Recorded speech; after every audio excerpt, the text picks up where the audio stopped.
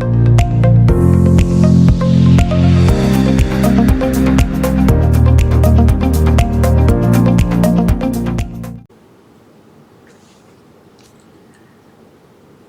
datang. Bismillahirrahmanirrahim. Alhamdulillah. Saya ingin mengalu-alukan kehadiran semua yang bakal menjadi keluarga ataupun yang sudah sekarang menjadi keluarga UiTM ke Taklimat Akta 174. Okey. Jadi Taklimat Akta 174, saya adalah Siti Marina Amin, adalah salah seorang daripada pensyarah untuk Fakulti Undang-Undang, dan saya mengajar Fakulti Asasi. Jika anda daripada Fakulti Asasi, jadi jika berrezeki kita akan bertemulah ya di dalam kelas ya. Jadi tolong saya nak minta, mohon ya, bagi semua untuk mengambil inisiatif untuk pay attention lah kepada, saya akan campur ya bahasa, to pay attention kepada apa yang saya akan nyatakan. Sebab apa, di sini ada the do's and the don'ts ya, your rights and also your obligation as a part of the family of UiTM ya. Jadi semua taklimat saya adalah berlandaskan ataupun dia punya sumber datang daripada Akta 174 ataupun Akta ke-174, iaitu nama dia Akta Institusi Pelajaran yang bersifat yang relevan kepada Tata Tertib 1976 ya. Jadi ini adalah satu akta yang telah diluluskan oleh Parlimen Malaysia pada tahun 1976, dan ini bukanlah kami yang buat di UiTM, tetapi ianya dibahaskan dan dibentang dan diluluskan oleh Duli Yang Maha Mulia ya. Okey, jadi sebelum saya teruskan, kenapa anda semua kena mengambil perhatian apa yang saya berikan, apa yang saya sharekan hari ini, ialah mengenai satu orang kata terma di dalam undang-undang. Ini dalam bahasa Latinnya lah bagi mereka yang tak tahu ya, ignorantia juris neminim excusat ya. Iaitu apa yang sebenarnya maksud dia ialah ignorance of law is no excuse. You tak boleh, jika anda ditangkap ya kerana melakukan ataupun ditegur kerana melakukan atau disaman kerana melakukan sesuatu kesalahan, anda mengatakan anda tidak mengetahui mengenainya ya. Saya tak tahu pun ada undang-undang macam ni. Anda kena ambil tahu, kerana ignorance of law is not an excuse ya. Jadi ini basically apa yang saya akan sentuh ya secara briefnya ya. Anda boleh download ini daripada internet ya, Akta 174 ini ya. Make an effort, baca-bacalah apa yang you perlu buat, lakukan ya.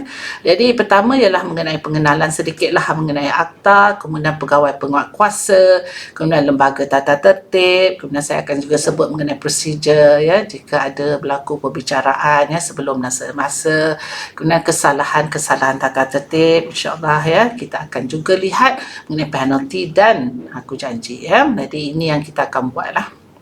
Jadi let's look at pengenalan mengenai Akta 174. Akta 174 seperti yang saya nyatakan tadi adalah satu akta yang telah undang-undang yang telah diluluskan oleh Parlimen pada tahun 1976. Di dalam ini ada beberapa bahagian, ada bahagian mengenai siapakah pegawai penguatkuasa.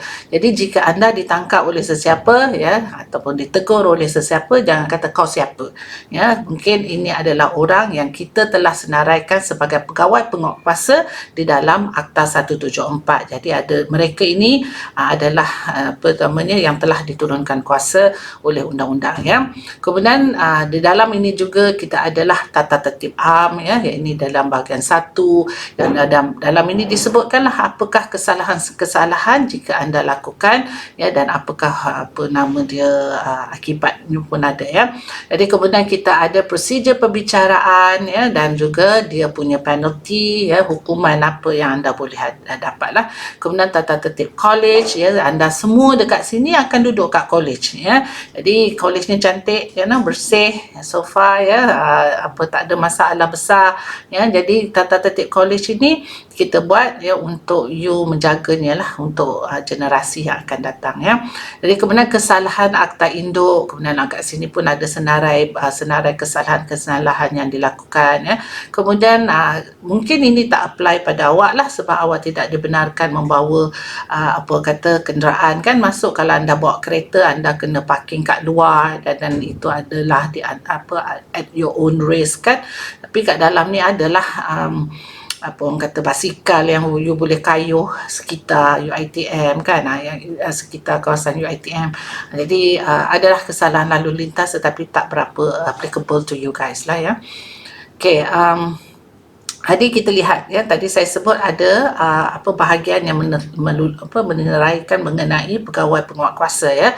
Jadi kita ada beberapa bahagian utama di dalam UiTM, antaranya ialah bahagian hal ehwal pelajar.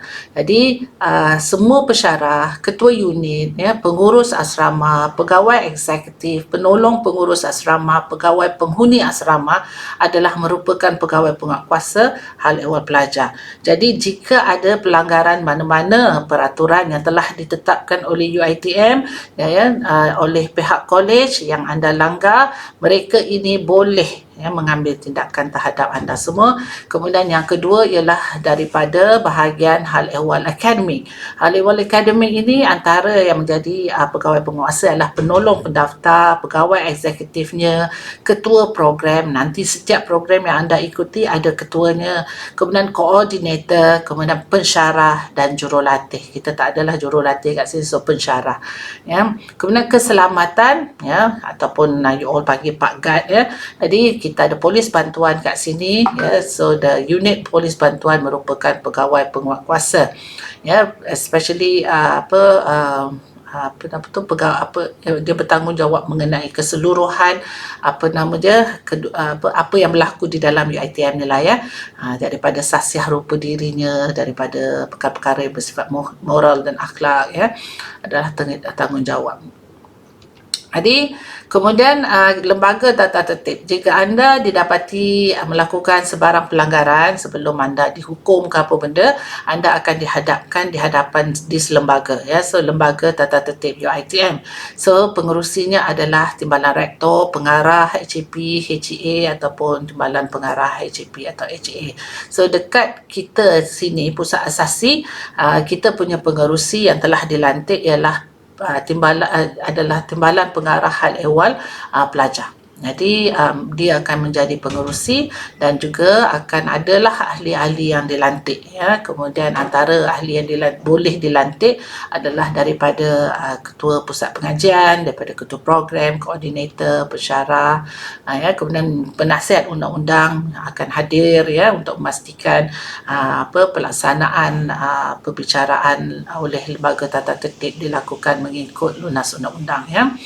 Kemudian quorum dia ialah setengah dari jumlah ahli yang dilantik. Jadi jika ahli dilantik adalah 10, maka 5 mesti hadir sebelum kita boleh memulakannya ya. Kemudian proses tata tertib. Okay, jika ada ya di antara anda yang lelaki yang melakukan pelanggaran sama ada sedar ataupun tak sedar, akan ada aduan ya. Sama aduan ini boleh anda sendiri buat. Jika ada kawan yang bully you, jangan senyap ya, buat aduan. Jika ada kawan yang mencuri, buat aduan. Jangan ambil tindakan sendiri. Saya ingin menegaskan ya, undang-undang bukan di tangan anda ya. Kita ada proses yang kita boleh lalui ya. Jika kat sini you kena jaga ya harta benda awak sendiri, you kena jaga tata tertib anda sendirilah, adab duduk bersama-sama dengan orang kan. Jadi jika ada apa-apa yang you rasa tak senang kan, jadi buat aduan ya. So aduan, daripada aduan ini kita boleh initiate siasatan.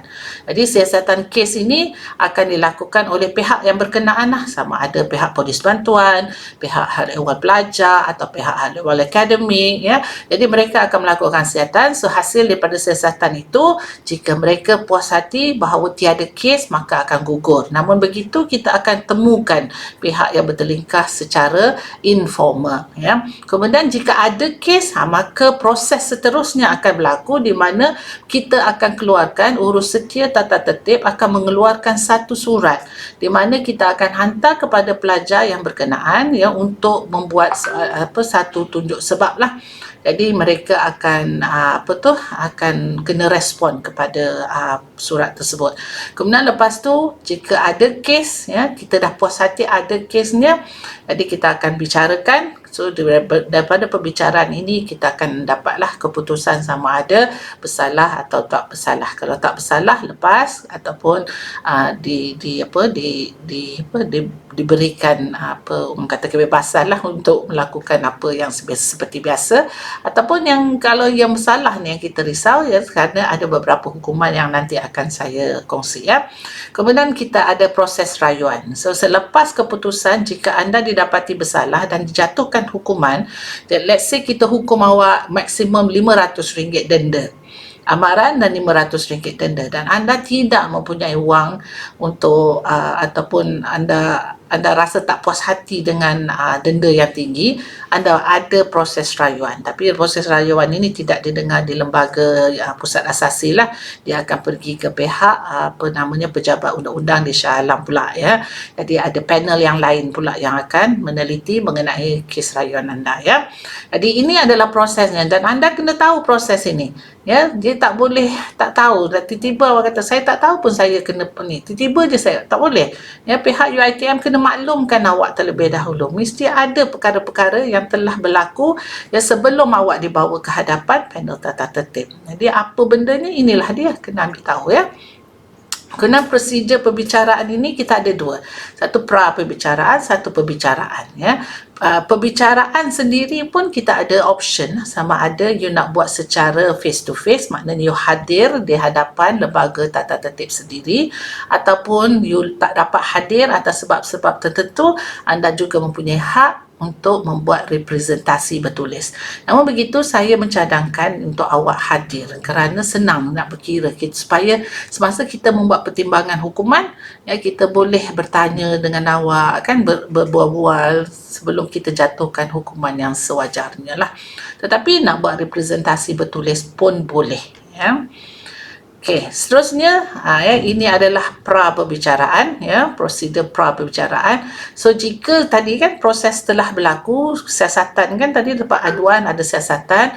Jadi kita finally kita rasa ada bukti yang mencukupi untuk budak ini dipertuduhkan.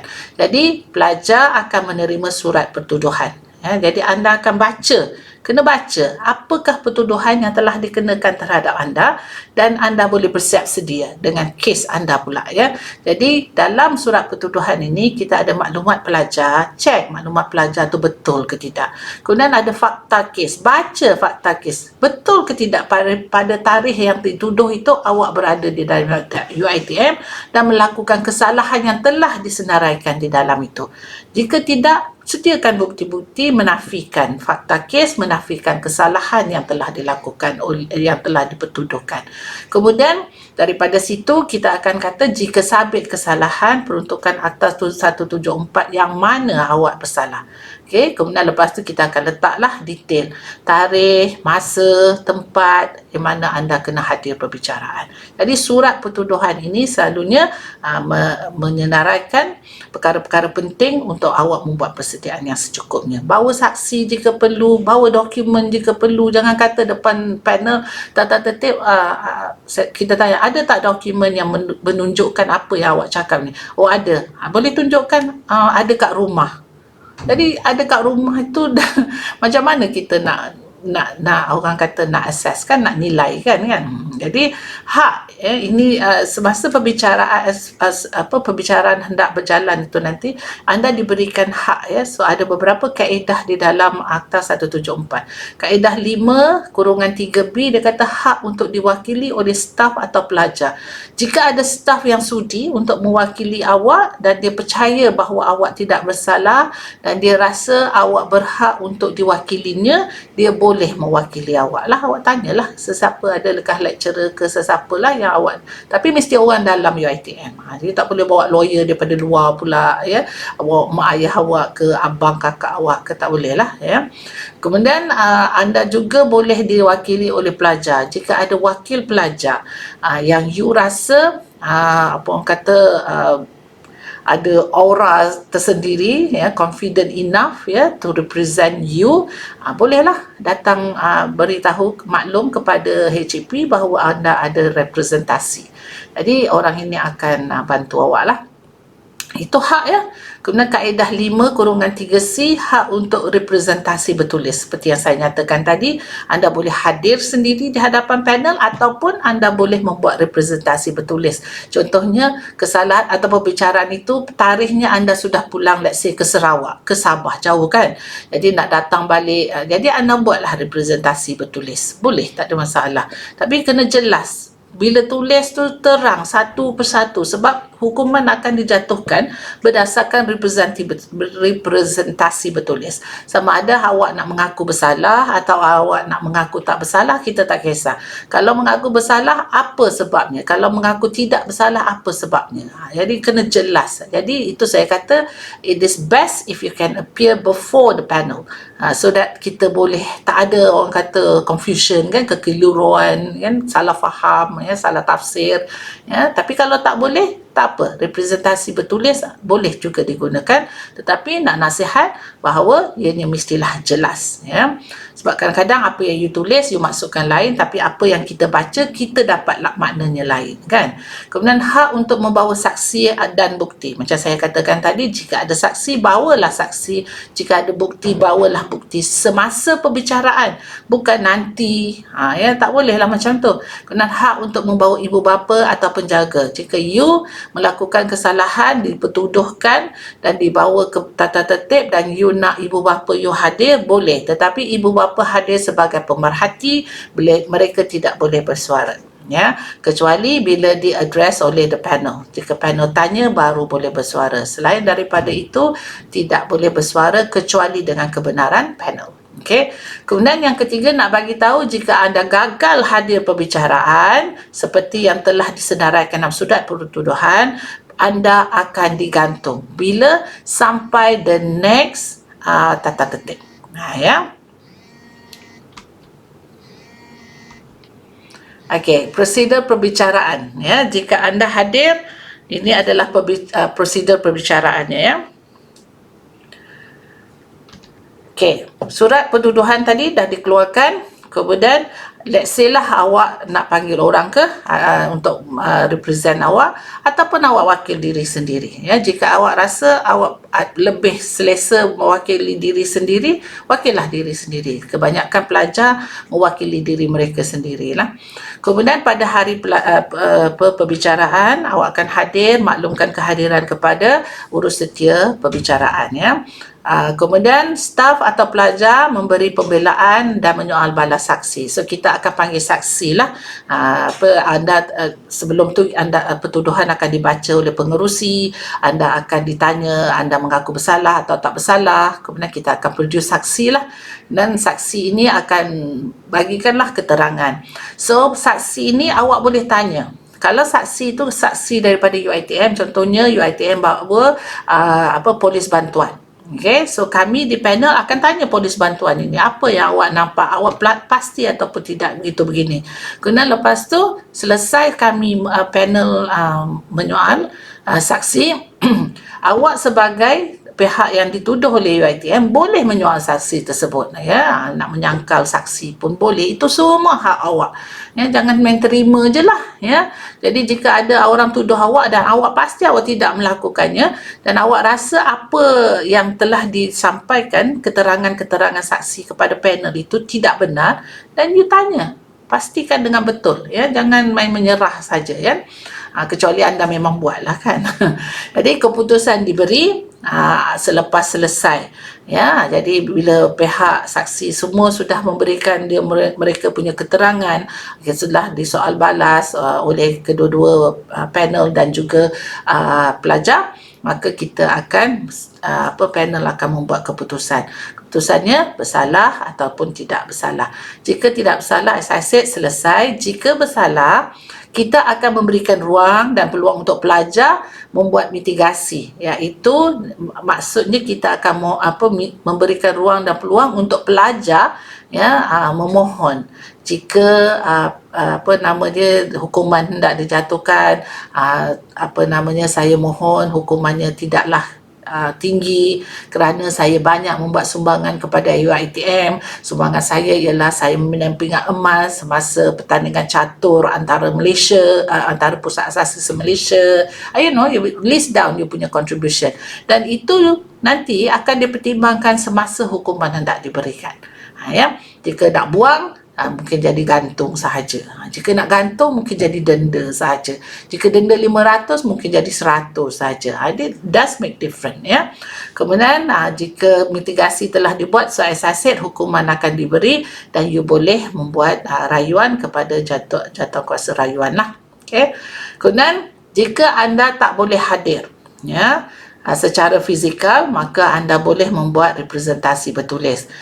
Tunggu surat pertuduhan keluar dahulu dan you mula mereka awak punya surat representasi. Dan jika tak tahu, boleh ask for template daripada HEP, Hal Ehwal Pelajar, minta, kata saya nak buat representasi bertulis, boleh tak nasihatkan saya bagaimana formatnya. Okey, jadi bila dah dapat daripada pihak Hal Ehwal Pelajar, anda bertulislah. Lepas tu hantar dengan secepat mungkin sebelum ataupun pada tarikh perbicaraan. Jangan hantar selepas tarikh perbicaraan. Kalau selepas tarikh perbicaraan kita terima, anda dikira tidak hadir. Jika tidak hadir tu apa jadi tadi? Digantung. Sampai bila? The next perbicaraan. Tak tahulah bila, dalam masa sebulan, 3 bulan. Kita bukan bersidang setiap bulan, Jadi be very careful. Kemudian kita, pihak lembaga akan duduk, menelitilah surat representasi awak ni. Dan jika kita pastikan awak attach sekali all the documents sebagai bukti-bukti awak tu. Jadi kita akan lihat, nilaikan, dan selepas itu kita buat keputusan. Kemudian kita akan sampaikan kepada awak dan awak akan buat jika ianya didapati bersalah. Yang pentingnya jika ia bersalah, anda diberi ruang dan peluang untuk membuat mitigasi bertulis. Mitigasi ni tadi apa? Anda sebutlah, minta mohon hukuman jika dijatuhkan kurang, atas sebab apa. Kemudian lepas tu hukuman dijatuhkan, again rayuan. Nah, jika anda didapati bersalah, apakah hukuman yang boleh dijatuhkan? Ada banyaklah, Jadi ini dalam kaedah 48. Yang paling ringan ialah amaran. Yang paling berat ialah buang, dan kita pernah buang. Dekat dalam pusat asasi ni kita pernah buang, dan tapi kita jarang buang. Seboleh mungkin kita nak bantu walaupun anda telah melakukan kesalahan yang memalukan UiTM. Kemudian dendanya tidak lebih daripada RM500. Banyak ni walaupun dia kata tak lebih dari RM500, 100 pun banyak kan. You nak letakkan beban ini atas ibu bapa. Jadi 100 kata 100 je. Ibu bapa kerja penat. Untuk dapatkan RM100 ini. Gantung kemudahan institusi untuk tempoh tertentu. Jika anda melakukan sesuatu yang tidak mengikut peraturan di perpustakaan, anda boleh ditarik kemudahan menggunakan perpustakaan. Bayangkan seorang pelajar tak boleh masuk perpustakaan. Okay? Kan susah. Ataupun duduk asrama, awak buat benda menggarut, vandalisme ke apa benda, kita boleh buang awak daripada asrama. Awak nak duduk mana? Kan? Ini gantung kemudahan. Kemudian gantung daripada pengajian. Maknanya awak tak boleh join. Kalau contohnya awak semester 1 buat kesalahan, kita gantung awak semester 2. Semester 2 orang kawan-kawan semua datang. Awak tak boleh datang. So bila awak nak datang semester 3, kawan-kawan awak dah grad, awak baru nak datang. Kan? Jadi fikir-fikir sebelum buat sesuatu yang tak elok. Tidak dibenarkan menduduki peperiksaan. Ini antara sebab anda tak boleh duduk peperiksaan ialah apa?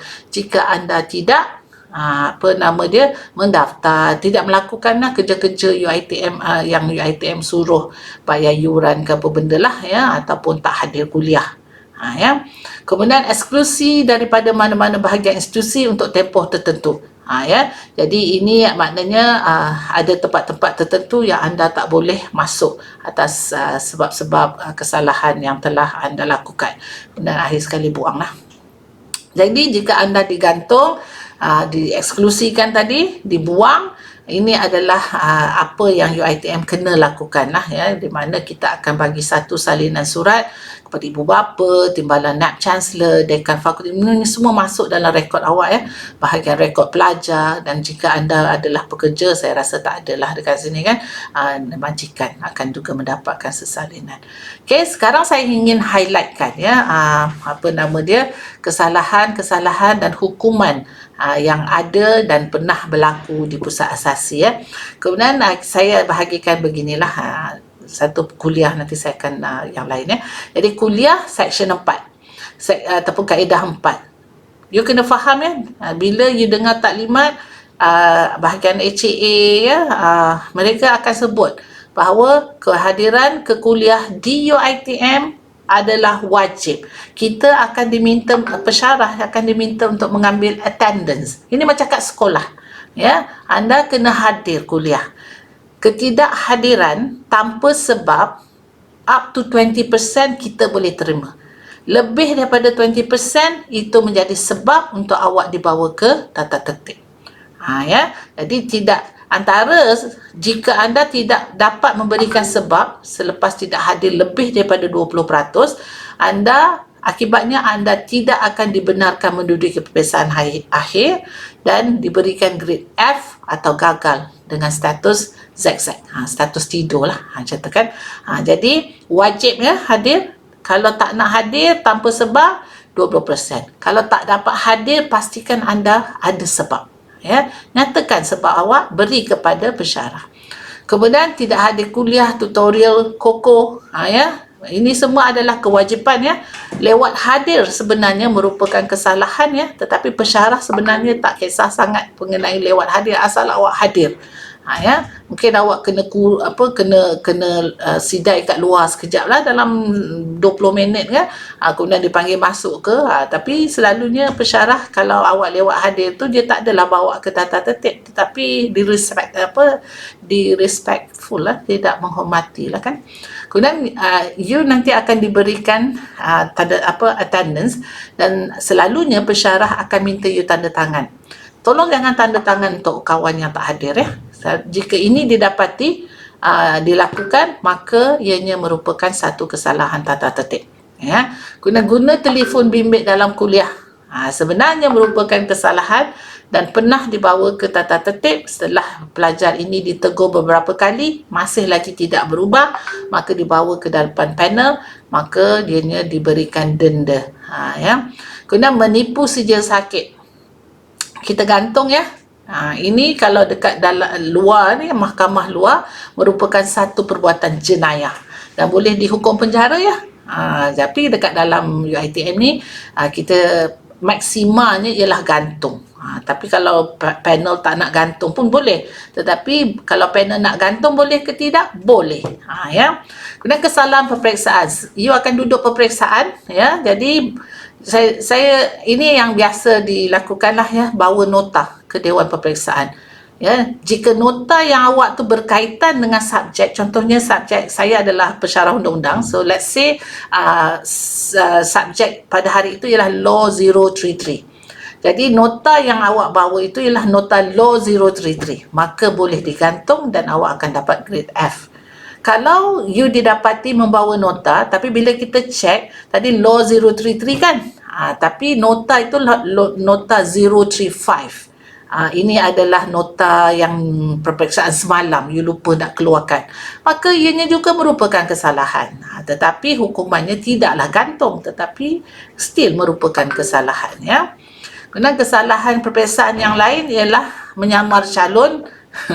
Ini tak ada kerja, you pergi, kata saya nak buatlah peperiksaan, kau tak nak buat, aku boleh take over. Ini menyamar calon ya, boleh sampai buang ya, iaitu mencuri identiti orang.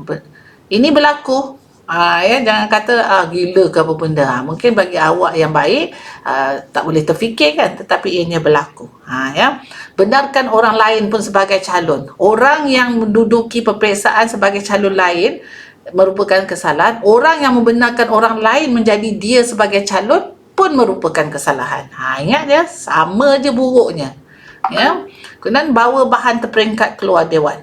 Ya, benda yang you boleh bawa masuk dan benda yang you boleh bawa keluar mestilah mendapat kebenaran.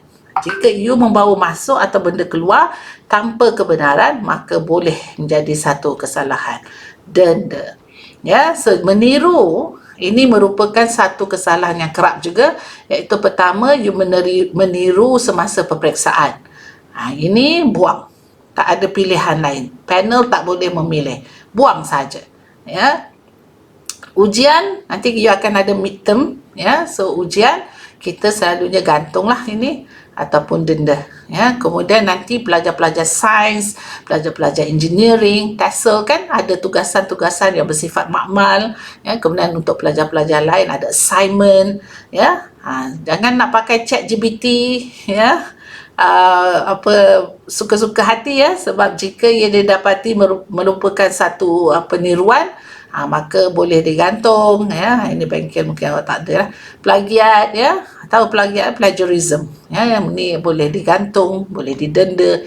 You ambil senior punya assignment, you tukar nama dan you hantar, ini pun sudah berlaku lah.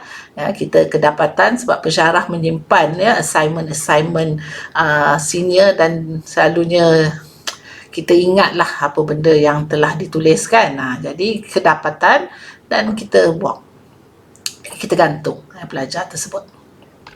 Peraturan am yang lain dalam UiTM ya, kalau you nampak orang merokok ya, jangan kata saya naik atas tata tertib nanti jika you tangkap, tapi saya tengok ramai je merokok.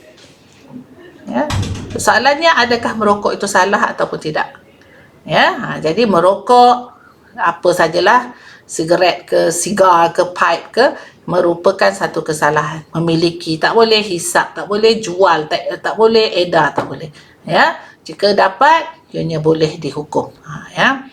Kemudian judi, tak kiralah sama ada menggunakan duit ataupun tidak. Kita pernah tangkap pelajar yang berjudi tak pakai duit, tapi dia gunakan kertas macam kad-kad macam tu. So bila diorang dapat banyak kad, jadi dia menang. Lepas tu pergilah belanja suka-suka ya, pergilah ajak kawan tu, yang menang tu akan ajak yang kalah tu pergi belanja makan dekat Anjung ke kat mana-mana. Ya, itu dia punya style judi. It's a judi ya. Jadi awak yang sedap makan tu, makan hasil judi tu dah satu kesalahan kan. Dan dekat atas dunia ni dah salah juga. Ya, jadi tolong pastikan ya. Judi kata saya tak pakai duit, it's not about pasal duit. Ya. So ubat batuk, pil khayal ya, ubat batuk ini kita ada beberapa peringkat lah. Pil khayal, jika you hidup gam ya, minuman keras, ini semua adalah perkara-perkara yang kita pandang serius. Minum keras ni ya, memiliki minum edar jual mabuk. Tin dia tu pun ya, kalau kita dapat dalam you punya bilik ya, kita merupakan kesalahan ya. Airnya dah habis tin saja ya, jadi kita tak dapat tangkap awak dengan minuman keras, tengah minum keras apa, tapi tin kosong pun boleh dikira sebagai satu kesalahan juga ya. Dadah obviously lah, jika anda ditangkap dengan dadah ni, kita boleh memanggil polis lah untuk mengambil kes awak ini ya. Jadi tolong pastikan ya, anda tidak melakukan perkara-perkara ini lah. Okay. Dan jika anda semua duduk college, pastikan anda tahu apakah kesalahan-kesalahan college ya. Kemudian ini kita boleh tangkap juga ya, denda ataupun gantung pelajar-pelajar yang memiliki, menyewa, menyimpan, menonton, mencetak bahan lucah. Jadi pastikan komputer awak itu ya tidak ada perkara-perkara yang begitu ya. Sebab apa? Jika kita buat random check based on aduan ya, ini merupakan satu kesalahan ya. Membuat kenyataan palsu, menipu, palsukan dokumen ya, tak kiralah dokumen apa. Selalunya yang student yang kita bawa ke tata tertib ini palsukan MC ya. Jadi MC yang you dapat ini selalunya kita akan verify. Kalau daripada pusat kesihatan UiTM, kita verify dengan pusat kesihatan UiTM, ataupun daripada mana-mana klinik luar, kita boleh verify dengan klinik luar tersebut. Jika didapati bukan MC mereka, maka anda boleh up to gantung ya.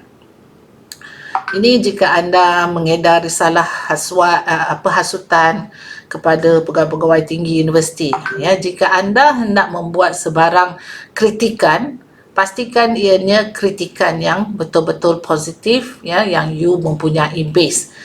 Jika anda menghasut, memfitnah mana-mana pegawai, mana-mana staff dalam UiTM, ya, dalam bentuk apa pun, surat layang ke, email ke, jika dapat siapa orangnya, pelajarnya, ianya juga boleh dihadapkan ke tata tertib. Dan seterusnya, mencuri. Saya nak nasihati, jika anda ada banyak gadget, kan, bawalah gadget yang anda perlukan sahajalah. Ya, PS ni semua tinggallah kat rumah, kan, nanti balik rumah baru main. Ya, sebab apa? You kena jaga diri awak dan harta awak. Ya, kita tak mampu, UiTM tak mampu nak jaga untuk awak. Ya, pastikan anda jaga awak punya komputer, tablet ke whatever lah yang you are using. Ya, jika ada kecurian berlaku, ya, awak adukan. Jadi kita akan cubalah semampu mungkin untuk membantu awak, ya. Jadi jika didapati pencurinya, dia boleh dihadapkan mahkamah. Dan tolong jangan mencurilah, ya. Jika tak mampu, cakap tak mampu, ya. Jika perlu pinjam, cakap pinjam. Ya, jika perlukan bantuan kewangan, dekat dalam UiTM ni kita ada beberapa channel untuk memberikan awak bantuan kewangan, ya. Dan masuki kawasan larangan bagi siswa dan siswi. You kena tahu kawasan mana awak boleh masuk. Bukan satu UiTM ini awak boleh masuk sesuka hati. Yang asrama wanita tak boleh masuk asrama lelaki tak boleh masuk asrama wanita. Ada office ataupun pejabat yang kawasan-kawasan tertentu yang you tak boleh masuk, di pentadbiran ke, di library ke, ya. Jadi pastikan anda tahu. Jika anda masuk dan kena tangkap, boleh dihadapkan kepada mahkamah panel tata tertib, ya. Dan awak tak boleh kata saya tak tahu pun itu larangan. Baca notis. Excuse me. Membawa masuk orang luar. Dekat dalam UiTM ini kita ada postcard. Setiap orang yang hendak masuk, jika dia bukan ahli UiTM, keluarga UiTM, dia kena daftar. Mak ke, ayah ke, kawan-kawan ke. Jadi awak tak boleh masuk secara tanpa kebenaran. Kawan ke, ajak main bola, sebab kat sini ada padang futsal, padang badminton, tenis, ya. Jadi awak bawa masuk kawan-kawan tenis awak masuk kawan-kawan futsal awak tanpa kebenaran, tidak dibenarkan, ya. Jika nak bawa masuk, daftarkan. Dekat mana? Postcard. Ya, masuk tu terus daftarkan. Jadi jika anda didapati membawa masuk orang luar, ianya merupakan satu kesalahan. Bergaduh dengan atau tanpa senjata, ini memanglah kat mana-mana pun ini merupakan kesalahan, kan. Jadi sesama pelajar ke, dengan kaki tangan dengan orang awam, ya. Jadi ianya merupakan satu kesalahan juga. Jika anda pergi berkunjung, ya, ke pusat hiburan, kawasan kita ni dekat dengan cyber, dekat dengan Putrajaya, kan. Jadi ada banyak kawasan-kawasan hiburan, ya. Jadi please make sure awak tidak menjadi pengunjung setia. Okey, jadi pengunjung setia ini selalunya kita tak tahu awak pengunjung setia atau tak setia, sehingga kita mendapat laporan daripada pihak tuan punya pusat tersebut. Ya, kita pernah ada tuan punya pusat memberikan komen lah, negatif komen terhadap pelajar UiTM yang menghadiri tempat mereka. Jadi kita buat rush lah. Jadi tolong, ya, pastikan anda behave yourself, ya. Sebab bila you jadi keluarga UiTM, awak carry nama baik UiTM. Orang tak akan cakap, let's say nama you Ali bin Abu, bukan nama sebenar, Ali bin Abu. Diorang tak akan cakap anak Abu, dan diorang akan cakap itulah budak UiTM, kan. Jadi ini nama baik. Jadi bila awak mencemar nama baik UiTM, ianya merupakan kesalahan. Okay. So ini kategori berkelakuan sumbang yang ada di dalam akta, ya. Tak kiralah apa awak punya pendirian, ya, homoseksual, lesbian, tidak begitu tidak merupakan satu kesalahan di dalam UiTM. Berkedudukan tanpa nikah, berduaan di tempat yang mencurigakan, berpegangan tangan kat mana pun tak boleh, ya, bercium, ya. Jadi ini adalah kelakuan sumbang yang ada berlaku, ya, tapi not necessarily dekat pusat asasi. Dan pusat asasi ini untuk kes berkelakuan sumbang ini yang seperti berduaan di tempat mencurigakan ini, selalunya kita ada satu squad lah yang memberikan nasihat terlebih dahulu sebelum dibawa ke hadapan panel. Selalunya kesnya selesai, begitulah ya. Okey, ini adalah apa orang kata saksiah rupa diri pelajar, ya, UiTM, ya. So bila kita masukkan awak ke dalam UiTM, kita nak awak keluar sebagai seorang profesional, bakal profesional yang bersaksiah, tahu tempat awak, ya, bila macam mana nak berpakaian, macam mana hendak bergaya, ya, apakah adab, apakah orang kata tata cara. Jadi kita nak awak adaptable to the situation. Jangan main hentam sahaja. Jadi di dalam UiTM kita berikan awak satu apa orang kata rules and regulation di mana ianya acceptable kepada community professionals. You nak jadi professional engineer, you nak jadi doktor, you nak jadi peguam, you nak jadi apa orang kata profesor, kan. Jadi all of this community, ya, yang kita nak awak achieve ini merupakan standard yang ada community apa kata saksiahnya tersendiri, ya. Jadi jika saksiahnya yang orang kata basic adalah seperti ini, ya, smart, ya, kita tak boleh pakai baju yang you nak pakai pergi pasar malam, you nak pergi naik pentas. Ada tempat, ada cara, ya. Jadi ini adalah perkara-perkara yang kita titik beratkan. Jadi janganlah nak bila orang tegur cara berpakaian awak, bukan kata awak tak boleh pakai, awak tak boleh pakai dalam UiTM, tak payah berlawan lah, ya. Pergi balik tukar, dah selesai cerita. Nak pakai baju tu boleh, but not in UiTM. Masuk UiTM ini you nak tuntut ilmu, ya. Janganlah you prioritisekan benda-benda lain. Hanya kerana awak tak dapat pakai baju favourite awak yang tidak menepati saksiah, maka awak merasakan UiTM ini the worst place to be. That is not the attitude, kan, untuk orang jadi profesional, kan. Kita nak jadi profesional, kita kena pakai secara profesional. Dan ianya perlukan skill. Nak pakai tu, nak padankan warna baju supaya it is acceptable dalam community. Sometimes yang quite orang kata yang kuat traditional, kan. Jadi ini semua skill. Jadi kalau you tak biasa, maka you itulah bila pergi interview, orang interviewer, panel interview pun kata apa pakaian macam ni pakai, kan. Pakai baju warna purple, tie warna kuning, tie katun-katun. Ini not professional. Ada skill. Jadi kita telah letakkan, follow je. Dan baju-baju ini bukanlah baju-baju pelik pun, ya. Baju yang memang saya pasti ada mak ayah awak belikan. Pakai je baju tu, ya. Jadi nanti please make sure, ya, you tahu apakah yang boleh tak boleh dipakai, ya. Yang boleh tak yang boleh tu selalunya benda-benda biasa je, bukan satu benda yang pelik pun, ya. Dan kalau you masuk dalam UiTM ini, you akan pertama sekali you akan membuat aku janji, ya. So aku janji ini adalah aku janji yang sangat penting, ya. You kena hayatinya, ya. Dari antaranya ialah awak mengaku janji untuk mematuhilah peruntukan yang berkaitan dengan tata tertib am, ya, yang mengikut Akta 174, tidak merosakkan nama baik universiti. Ya, pelajar UiTM dah sekarang awak ni. So awak punya signifikan sebagai ahli keluarga UiTM ini, ya, reflects dia kepada the whole community.